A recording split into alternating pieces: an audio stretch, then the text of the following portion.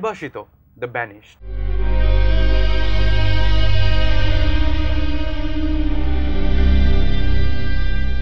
নির্বাসিত ট্রেলারে একটা অসাধারণ ডায়লগ আছে যেটা ডেফিনেটলি তোমাদেরও খুব প্রিয়, that even Galileo had to lie to the church.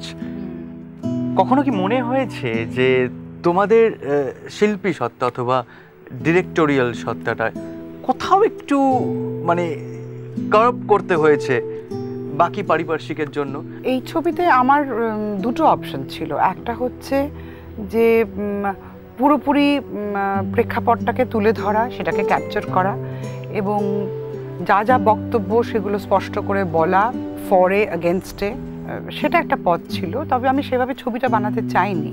আমি চেয়েছি খুব মানবিক জায়গা থেকে গল্পটা তৈরি করতে এবং কিছু কিছু প্রশ্ন কোথাও কোথাও তুলে ধরা, যার আবার কিছু কিছু উত্তর আছে। যেমন যেখানে লেখিকা বলেন যে আমি তো মিথ্যে কথা বলতেও প্রস্তুত নই, আমি কোনোদিনই কোনো মিথ্যে কথা বলিনি সারা জীবন, এবং যেটা আমার মনে হয়েছে বরাবর আমি সেটাই এক্সপ্রেস করার চেষ্টা করেছি।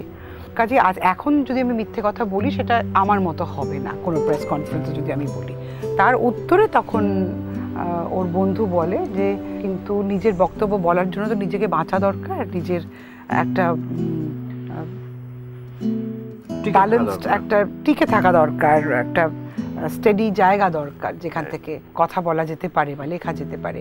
You need a home, you need a country to stay. সেখানে তার উত্তরে যখন রাজি হয় না তখন বলে যে পারসুয়েড করার জন্য that even Galileo had to lie to the church just to save his discourse. Extremism is taking lives all over the world, and I have very rigid opinions on that. I'm sorry.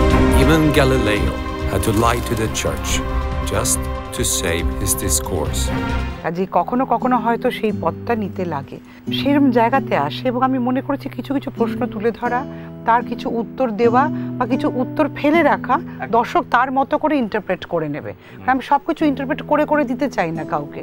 আমি কোনো কিছুর ফরেও বানাচ্ছি না, কোনো কিছুর বিরুদ্ধেও বানাচ্ছি না ছবিটা। আমার ছবিটা একটা মানবিক গল্প, তার মধ্যে একটা অ্যালেগরি রয়েছে, একটা রূপক, একটা সাবপ্লট রয়েছে, একটা ফার্স রয়েছে যেটা কিনা অ্যামিউজমেন্ট দেয় কিছুটা, এবং কিছুটা সেটা সিস্টেমটাকে নিয়েও একটা স্টেটমেন্ট হয় তার মাধ্যমে। It's the pen and the sword.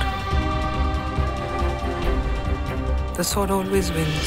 তুমি একটা জিনিস সাদা কাগজের উপর সাদা দিয়ে কিছু লিখলে, লেখাটা সুন্দর হলো, তুমি দূর থেকে পড়তে পারছো না, তখন তোমার কিছু হালকা গ্রে বা অন্য রং দিয়ে তাকে শেড দিয়ে সেই লেখাটাকে ফুটিয়ে তুলতে হয়। ঠিক সেইভাবেও তো ফিকশন ফ্যাক্ট মিলেমিশে একটা জিনিস তৈরি হয়। তুমি কি লিখলে সেটা ইম্পর্টেন্ট, কি রং দিয়ে লিখলে বা কী শেড দিলে আর তখন থাকে না কিচ্ছু।